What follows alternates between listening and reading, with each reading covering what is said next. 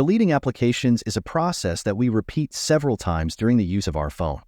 However, what do we do when we cannot delete apps? Stay until the end of the video to find out how you can solve this problem on your iPhone. As you can see from the example, when we hold down the app icon, we cannot delete the app. When we tap on the Remove option, it only allows us to remove the app from the home screen. Let's see how we can fix this. We will open the settings on our phone. Once the settings are open, tap on the Screen Time option. In the new list of options, find and tap on Content and Privacy Restrictions. Next, we select iTunes and App Store purchases. Finally, when this option opens, we find the Deleting Apps option and tap on it.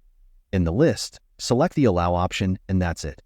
This way, you will be able to delete applications from your iPhone. If you found this tutorial helpful, don't forget to give it a thumbs up, subscribe for more similar tips, and hit that notification bell so you never miss an update from us. Thanks for watching, and I'll see you in the next one.